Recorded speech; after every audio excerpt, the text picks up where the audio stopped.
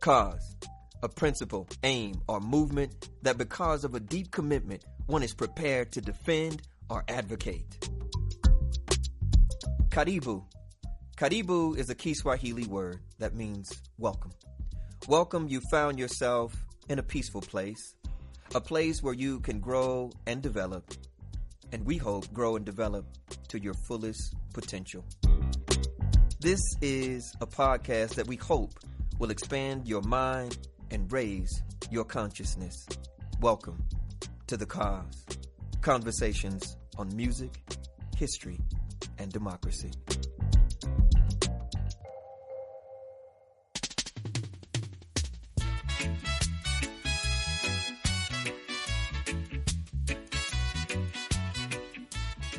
One good thing about music, when it hits you, you feel no pain. Bob Marley, Trenchtown Rock.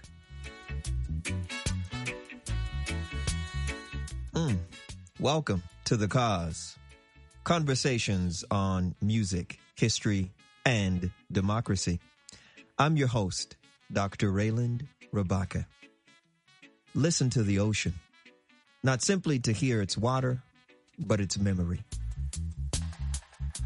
Across the Caribbean Sea and the Atlantic Ocean, across Brazil and Jamaica, Cuba and Trinidad, Colombia and New York City, people of African descent created musical worlds from histories that tried to scatter them. They carried rhythm where records were lost. They carried memory where names were stolen. They carried ceremony into celebration, sorrow into sound, survival into style. The music of the African diaspora is not one music. It is a family of musics, plural, distinct in language, geography, history, instrumentation, and form, but connected through overlapping African and African diasporian inheritances. Call and response, polyrhythm, syncopation, improvisation, percussion, repetition with variation, the inseparability of music and movement, the conversation between the sacred and the secular. Understanding that sound is not merely something we hear. Sound is something we inhabit together, something we feel. This episode continues our exploration of the African diaspora, but today we follow another archive. We explore another archive, the archive of rhythm and rhyme. We will travel through 5 great musical traditions: Reggae, Salsa, Samba, Calypso and Soca, and Cumbia. African American music will remain mostly outside our spotlight because gospel, blues, jazz, rhythm and blues, soul, funk, disco, house, techno, and rap deserve episodes of their own. And we've already started our African American music series. But listen closely, and those traditions will enter into this conversation. Black music has always traveled. Jazz conversed with salsa. Soul entered reggae. Funk entered soca. Rap entered dancehall reggae. African diasporian music has never respected the borders politicians drew on maps. These musics, plural, musics, tell us where people traveled, what they endured, what they remembered, what they resisted, what they loved, and what kinds of freedom they imagined. Once again, welcome to The Cause. Today's great cause is the music of the African diaspora.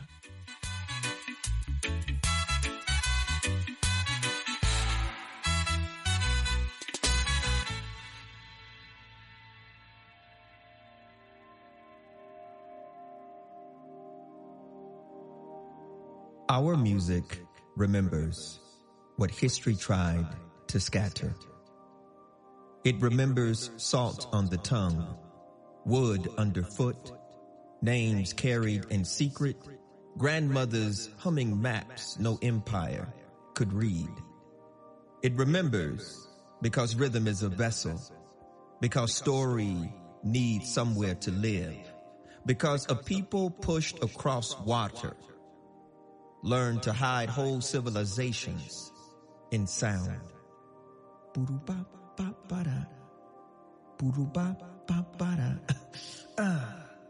Bass enters first, dark as earth after rain. The drums says, stand up inside yourself. Guitar cuts the air in bright strokes, and the voice walks through Kingston, carrying Babylon on its back, Africa in its eye, freedom in its mouth. Reggae knows exile. Reggae knows prophecy. Reggae knows that a poor neighborhood can become a parliament when the speakers are large enough and the people refuse silence. Dub pulls the world apart to hear what survives. Echo, space, bass, breath. Even absence has rhythm. We begin in Jamaica. Reggae entered during the late 1960s from an extraordinary sequence of Jamaican musical innovations. Ska accelerated with the opportunism surrounding independence in 1962. Rocksteady slowed the pulse later in the decade.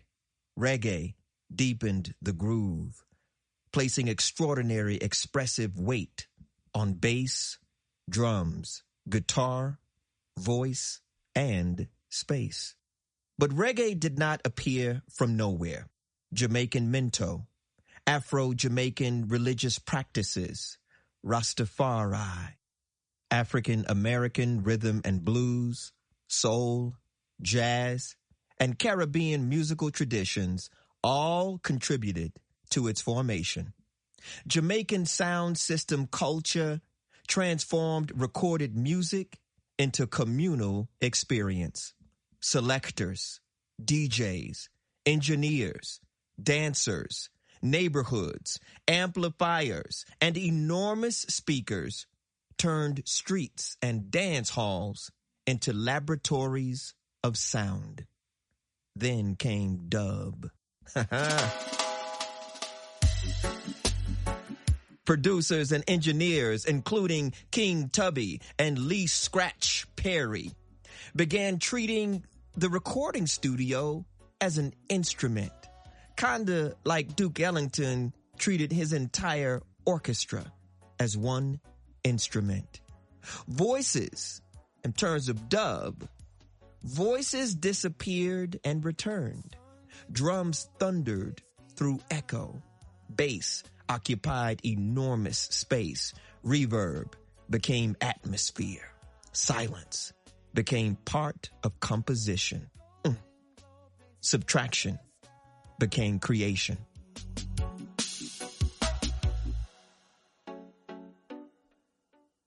Reggae also carried a spiritual and political vocabulary profoundly shaped by the Rastafari movement. Babylon became more than an ancient empire. It became a symbol for colonial domination, racial oppression, materialism, and spiritual captivity. Africa, and Ethiopia in particular, became sites of historical memory and spiritual identification. Redemption became both inward and collective. Bob Marley and the Wailers carried reggae into global consciousness. But the tradition is far larger than one artist. Peter Tosh brought uncompromising political militancy. Burning Spear turned historical memory toward Marcus Garvey. Culture. I'm talking about the reggae group Culture. They sang of spiritual endurance and social crisis. Black Uhuru pushed roots reggae even further into another generation.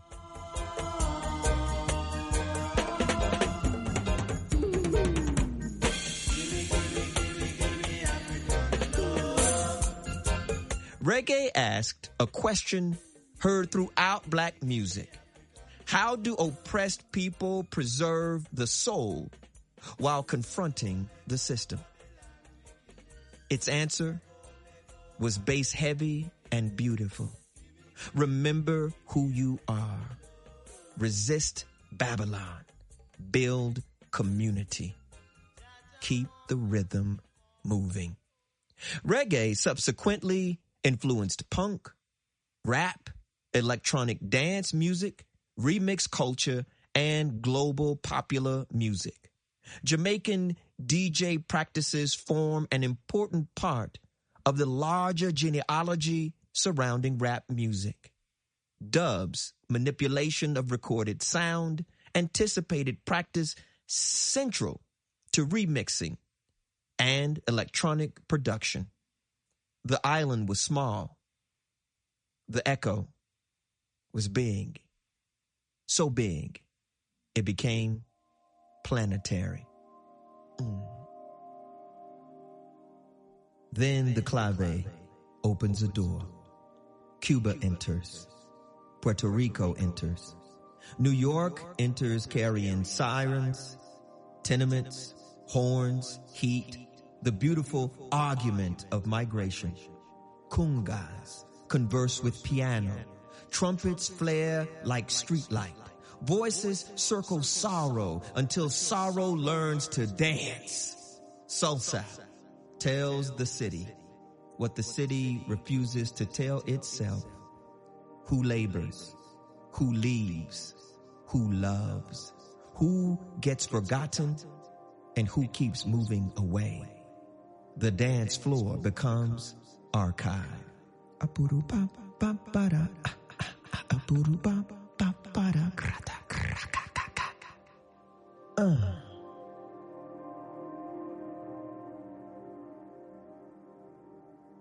Oh, John, hit him with some horn-heavy salsa right here. Woo!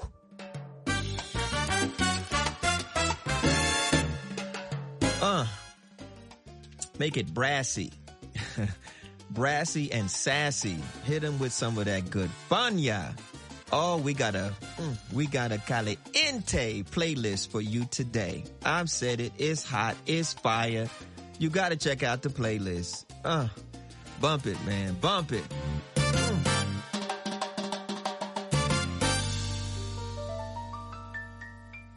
Now, travel north and west through the Caribbean into New York City. Salsa emerged as a recognizable commercial and cultural formation primarily during the 1960s and 1970s, especially in Nueva York, New York. But its musical foundations reach deeply into Cuba and the wider Caribbean. Son cubano, mambo, guaracha, rumba, cha-cha, and other Afro-Cuban traditions converged with Puerto Rican musical practices and the experiences of Caribbean migrants living in the metropolis. Salsa was diaspora speaking to diaspora. Its rhythmic architecture bears the profound imprint of African-derived musical practices, particularly through percussion and the organizing principle of clave.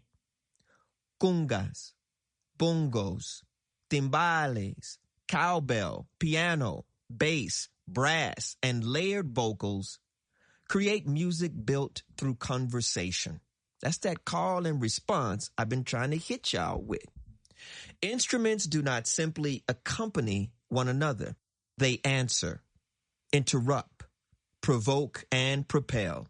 The music flourished in clubs, dance halls, radio, recording studios, and neighborhoods shaped by Puerto Rican and other Caribbean communities. Fania Records.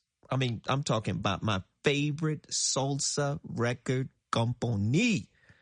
Fania Records became central to salsa's commercial expansion, with figures such as Johnny Pacheco, Willie Colon, Hector Lavoe, Celia Cruz, and Ruben Blades, helping define its sound and reach. But salsa was never only dance music. This is the part where you need to pay some attention. I know. We live in a world full of distractions. But I'm asking you, politely, nicely, to listen carefully. Salsa was never only dance music. It could narrate migration, poverty, neighborhood life, racial identity, political struggle, romance, humor, and survival. Ruben Blades demonstrated how the salsa song could become social chronicle. Celia Cruz embodied Afro-Cuban cultural power on the international stage, her voice carrying exile, memory, virtuosity, and joy. Salsa also conversed with African American music. Jazz musicians had long explored Afro-Cuban rhythms, particularly Charlie Parker and Dizzy Gillespie. But we could take this all the way back to Louis Armstrong and Jelly Roll Morton. So jazz musicians had long explored Afro-Cuban rhythm, while Cuban musicians absorbed jazz innovations. In New York, Black and Latinx communities lived beside one another, shared clubs and streets, confronted overlapping forms of racial oppression and economic inequality. And they created sounds that refused cultural isolation. The lesson is profound. Diaspora does not mean cultural purity. Diaspora means encounter. It means hybridity. It means creolization. Salsa is what happens when migration refuses silence and turns the city into an instrument.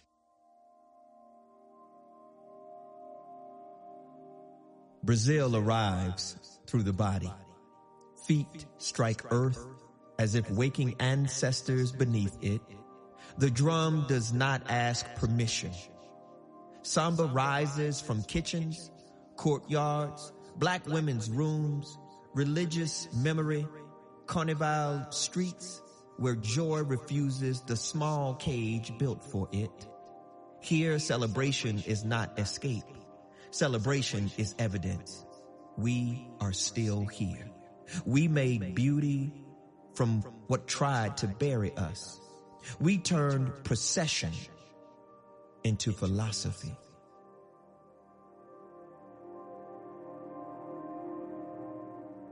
Oh, now we go from salsa to samba. John, DJ J.A. That's right. I'm giving you the title. My producer, John Arnold, DJ J.A. I hope you got some of that beautiful samba music bumping in the background.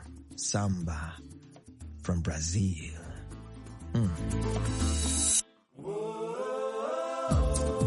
Across the Atlantic, facing coast of South America and enter Brazil, home to the largest population of African descent outside of Africa. Samba developed through Afro-Brazilian cultural traditions shaped by the long history of African enslavement, particularly in Bahia, and later urban Rio de Janeiro. By the early 20th century, samba was becoming increasingly visible as an urban musical form, drawing from Afro-Brazilian rhythmic, religious, dance, and communal traditions. Its history cannot be separated from Black women. The homes of Afro-Brazilian women in Rio, especially women associated with Bahian migrant communities, provided crucial spaces where musicians gathered, ate, worshipped, danced, improvised, and created. Chia Ciata remains one of the most important figures associated with this cultural world. Samba grew from community before the nation tried to claim it. That distinction matters. Brazil would eventually promote samba as a symbol of national identity, but the celebration of samba could coexist with discrimination against Black Brazilians and the marginalization of the very communities that created the music. Here we encounter a recurring contradiction in Black music. Society celebrates the sound while resisting the people. I'm going to say that one more time. Society celebrates the sound of Black music while often rejecting Black people. Samba schools later became powerful community institutions connected to Carnival. Percussion ensembles, dancers, composers, craftspeople, neighborhood organizations, costumes, visual design, and collective performance transformed streets into moving theaters of memory. The sacred also lives close to the sound of samba. Afro-Brazilian religious traditions, including candomblé, preserved African-derived spiritual practices, rhythms, cosmologies, and understandings of community that influenced the broader cultural environment from which samba developed. Samba teaches us that joy is not the opposite of struggle. Sometimes joy is how people survive struggle without allowing oppression to dictate the boundaries of the spirit. In other words, samba is one of the ways the Brazilians have used sound to decolonize the spirit.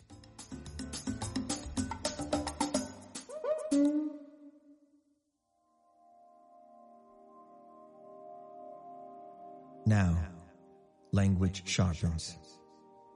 Calypso smiles while placing the blade precisely. A joke becomes newspaper. A chorus becomes critique.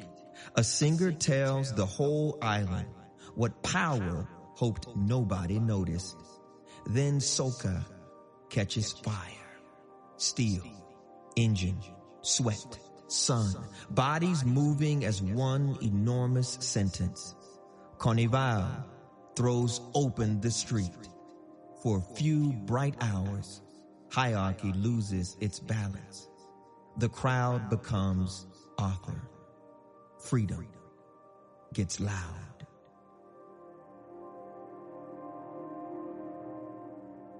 Now, we travel north to Trinidad and Tobago.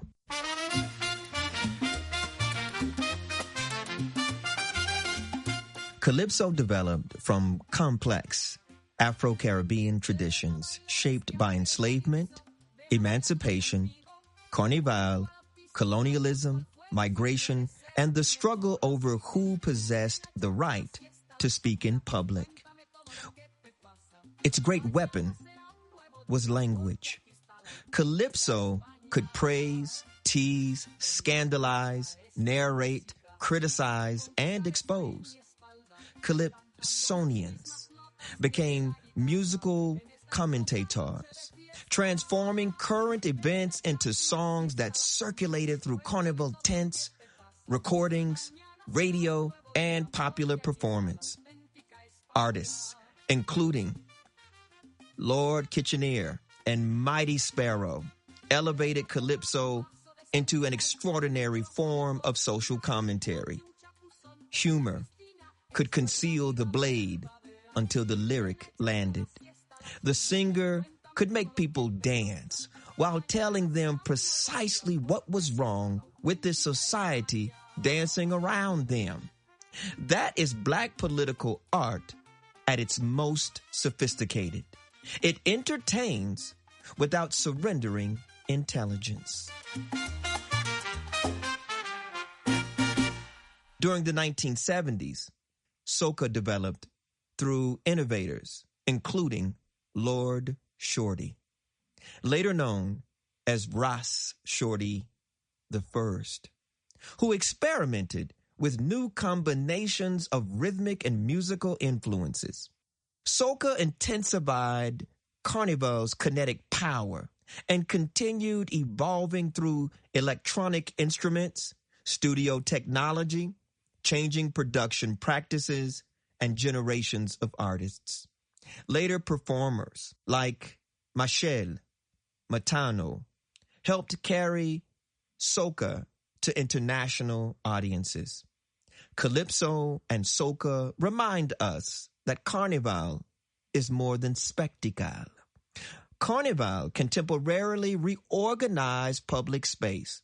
Bodies ordinarily disciplined by work, colonial responsibility, racial hierarchy, gender expectation, and economic inequality claim the street. The street becomes stage. The crowd becomes chorus. Movement becomes declaration. Freedom gets rehearsed in public.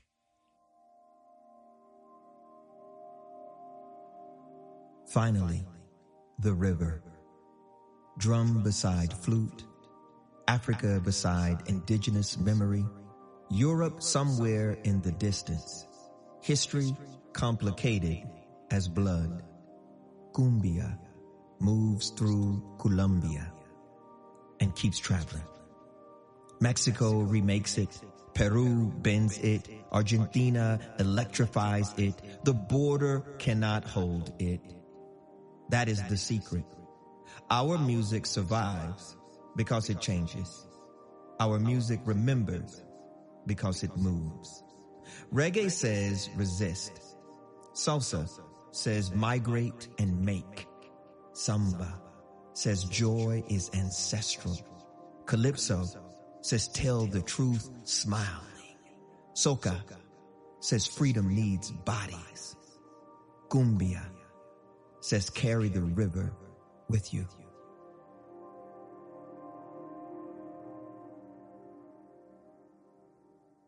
John, hit him with some of that caliente cumbia. Make it bump in the background.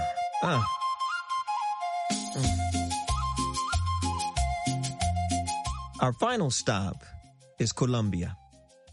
Cumbia developed on Colombia's Caribbean coast through the encounter of African, indigenous, and European cultural traditions. Its history embodies the complicated cultural formations created under colonialism, but its rhythmic foundation carries a powerful African diasporian presence. The drum speaks at the center.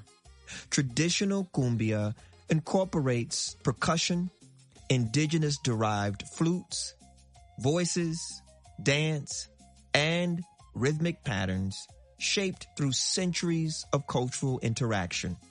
Its performance traditions became deeply associated with Colombia's Caribbean region before spreading nationally and internationally.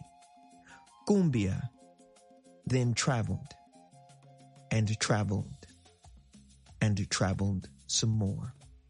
Across the 20th century, It moved through Latin America, taking distinctive forms in Mexico, Argentina, Peru, and elsewhere.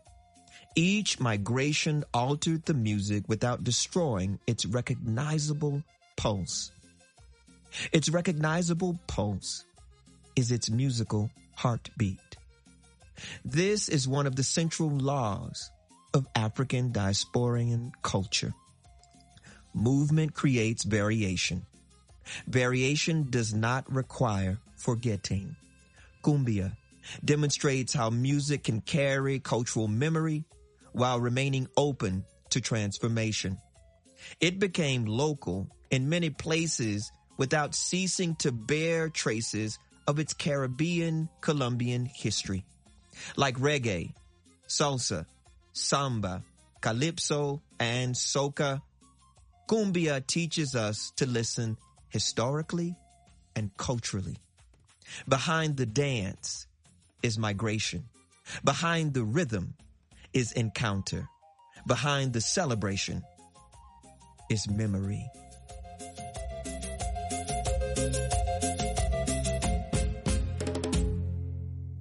Throughout this episode, you have been hearing little teasers, little previews of some of the music that I put on the playlist, the special music of the African Diaspora playlist that I have been working on for the last several weeks. And it has just been incredible to go into the archive because I consider African diasporan music, if not African music worldwide, as an archive.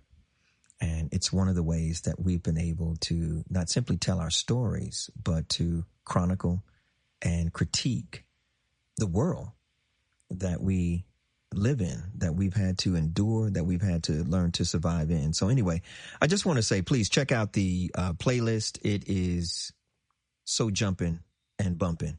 And also throughout this episode, you've been hearing excerpts of my brand new piece called Our Music Remembers. Our Music Remembers. And so this is that part of the program that is called Poetry for the People. And of course, I am invoking my poetic ancestor, June Jordan, and her Poetry for the People project that just inspired me during my days as a university student. And June Jordan was like a superhero to me. Wonder Woman, Catwoman, and them ain't got nothing on June Jordan. I could say the same thing about my poetic idol, Sonia Sanchez. What about Lucille Clifton? Woo! What about Audre Lorde? My Lord. My Lord. Audre Lorde. Here we go. Brand new. This is called Our Music Remembers.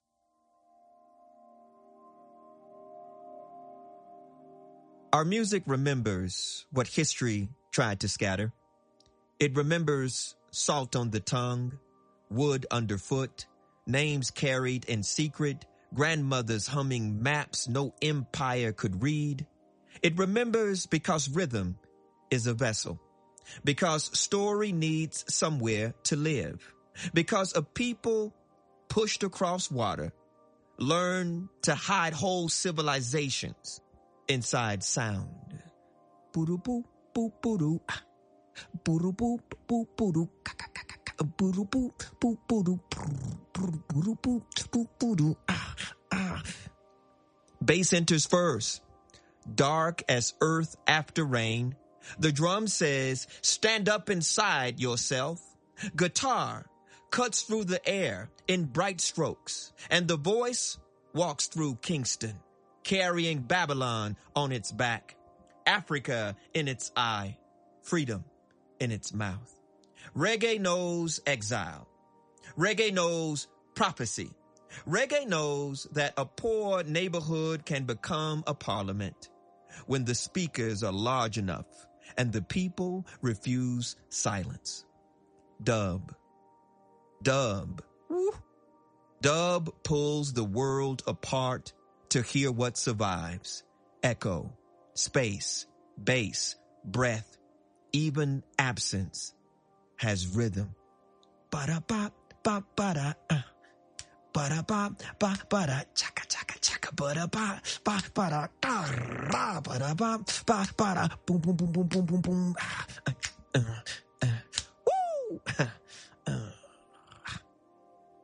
Then the clave opens a door. Cuba enters. Puerto Rico enters. New York enters carrying sirens, tenements, horns, heat, the beautiful argument of migration. Congas converse with piano.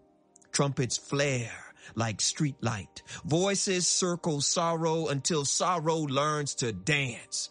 Salsa tells the city what the city refuses to tell itself.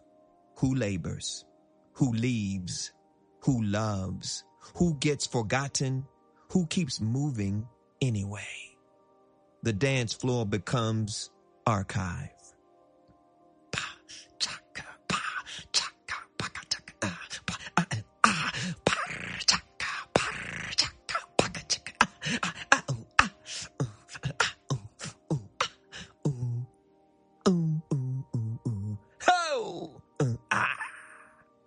Brazil arrives through the body.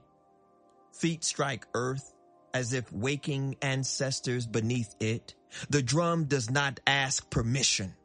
Samba rises from kitchens, courtyards, black women's rooms, religious memory, Carnival streets where joy refuses the small cage built for it. Here, celebration is not escape. Celebration is evidence. We are still here. We made beauty from what tried to bury us.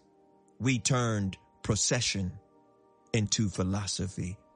Paka chaka, paka chaka, paka chaka, braka chaka, Now language sharpens. Calypso smiles while placing the blade precisely. A joke becomes newspaper. A chorus becomes critique. A singer tells the whole island what power hoped nobody noticed. Then Soca catches fire. Steel, engine, sweat, sun, bodies moving as one enormous sentence. Carnival throws open the street. For a few bright hours, hierarchy loses its balance. The crowd becomes Arthur. Freedom gets loud. Baraka, bacha, baraka, ababacha, baraka,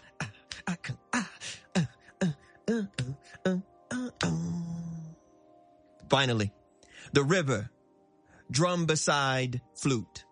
Africa beside indigenous memory. Europe, somewhere in the distance.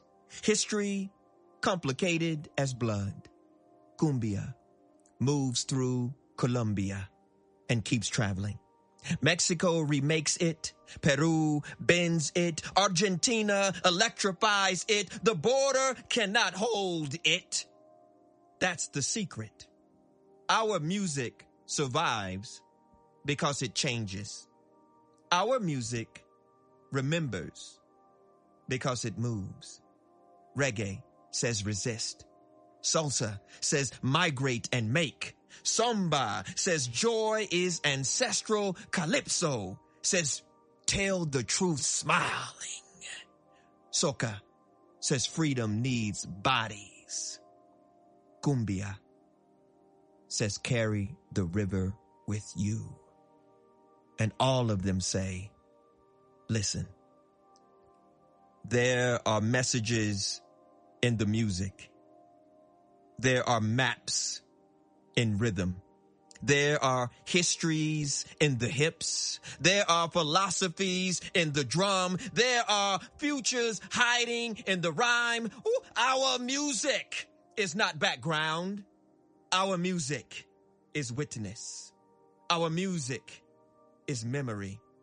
Our music is the people speaking special truths in languages the powerful could never completely silence.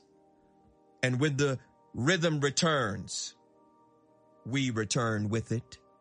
Not unchanged, not unscarred, but still creating, still dancing, still telling the story, still making freedom audible.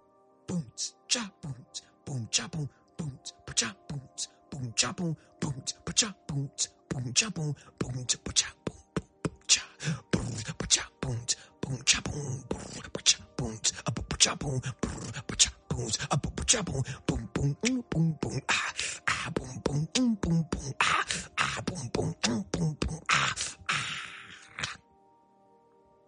Our music remembers what history tried to scatter.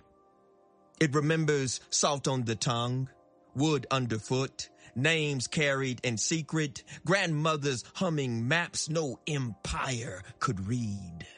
It remembers because rhythm is a vessel, because story needs somewhere to live, because a people pushed across water learned to hide whole civilizations in sound.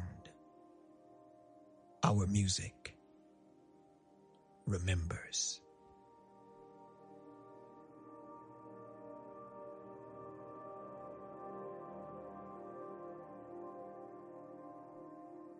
Oh, here comes the come down. I better ease off that.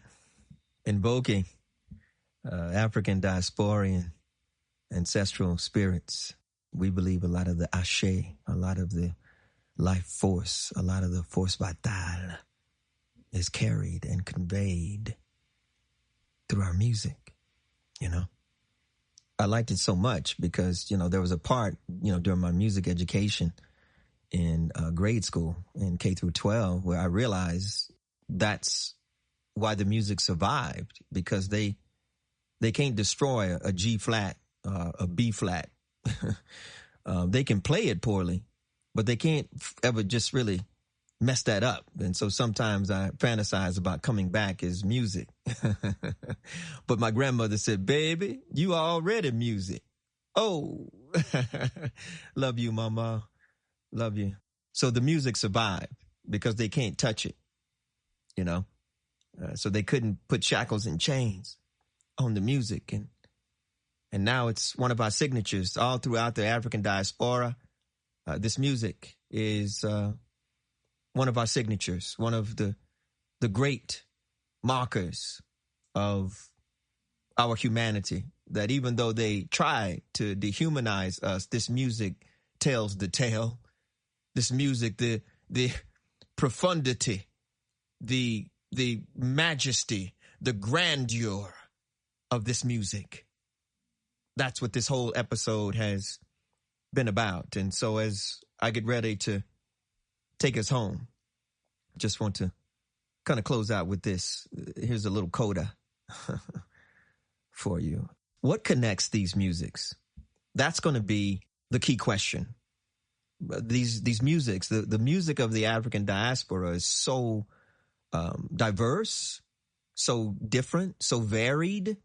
That is a legitimate question.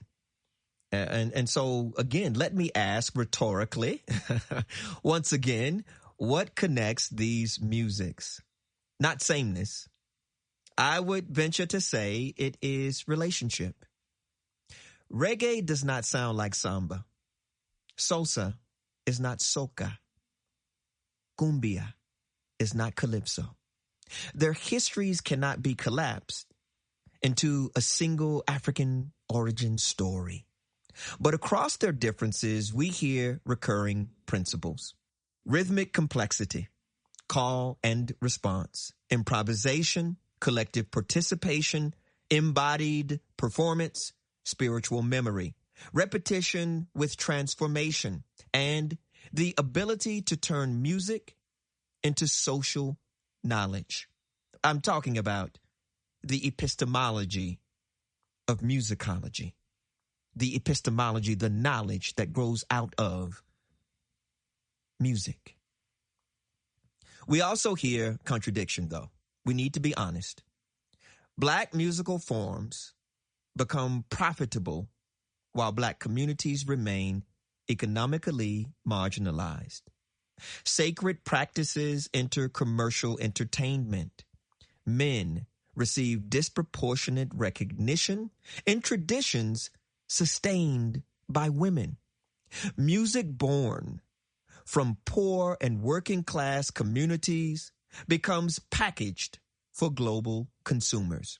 National governments celebrate Black culture while racial inequality persists. The music carries the contradiction because the people live the contradiction. But the music also carries possibility. Reggae imagines liberation. Salsa makes migration audible. Samba turns community into procession. Calypso turns commentary into rhythm. Soca transforms collective movement into ecstatic release. Cumbia makes cultural encounter dance. Together, they belong to a much larger genealogy of Black music. They converse with gospel, blues, jazz, rhythm and blues, rock and roll, soul, funk, disco, house, techno, and of course, rap. They share histories of migration and modernity, sacred practice and secular pleasure, racial oppression and cultural invention. Their exchanges remind us that Black music has never developed as isolated genres, sitting neatly on record store shelves. Black music is a conversation, a river system, a lukaloon. Many tributaries, many currents, many shores, one enormous history of human creativity. So, what does the music of the African diaspora ask us? First, it asks us to listen. Listen beyond entertainment. Listen for history. Listen for culture. Listen for the drum beneath the dance, the migration beneath the melody, the spiritual hunger beneath the bass line, the political argument beneath the chorus. Then, learn. Learn who created these musics. Learn the neighborhoods, the spiritual traditions, migrations, technologies, women, men, gender non-conforming folk, working class people, queer communities, producers, dancers, sound system operators, carnival makers, and cultural workers who carried all of these traditions, all of this music forward. Give the creators the dignity of context. Because culture without history becomes commodity. History without people becomes abstraction. And democracy without memory becomes dangerously easy to manipulate. Hello, America. I'm going to say it again. Democracy without memory becomes dangerously easy to manipulate. These musical traditions remind us that Black people have never merely endured the modern world. Black people helped make the modern world. They made beauty where brutality expected silence. They made community where displacement created distance. They made sacred space inside secular cities. They made political speech danceable. They made survival audible. They made freedom something we could practice together before freedom fully arrived. That inheritance is not finished. Every generation receives the rhythm and decides what to do with it. Our responsibility is not to freeze tradition behind museum glass. Our responsibility is to know its history deeply enough to carry it forward without stripping away its people, politics, spirituality, struggle, or soul. So when the bass line enters, remember Jamaica. When the clave turns, remember Cuba, Puerto Rico, and New York. When samba fills the street, remember Afro-Brazilian communities who created culture before the nation claimed the sound. When Calypso speaks, when Soca moves the crowd, remember Carnival as a theater of black imagination. When Cumbia drums, when Cumbia's drums answer, remember Colombia's Caribbean coast and centuries of cultural encounter. When these musics meet gospel, blues, jazz, soul, funk, or rap, do not ask which tradition owns the rhythm. Ask what histories are speaking to one another.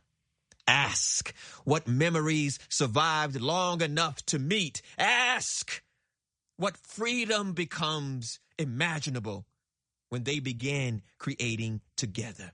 That is the music of the African diaspora. Not one sound, but relationship. Not cultural purity, but creative memory. Not escape from history, but history learning how to dance. Different shores, kindred rhythms, freedom in the sound. I'm Dr. Reiland Rabaka, and this has been The Cause. Conversations on music, history, and democracy. Keep listening, keep learning, keep the memory alive, keep the music moving. I end as I began, with the words of the prophet, the musical prophet, Robert Nesta Marley, Bob Marley. One good thing about music, when it hits you, you feel no pain. Trench Town Rock.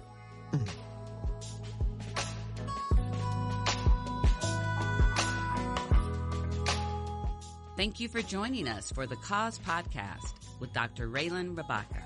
For your letters, questions, and suggestions regarding the podcast, email us, thecause@gmail.com. CAAAS. The Cause Podcast with Dr. Reiland Rabaka is produced and edited by John Arnold and is a production of the Center for African and African American Studies, The Cause, at the University of Colorado Boulder.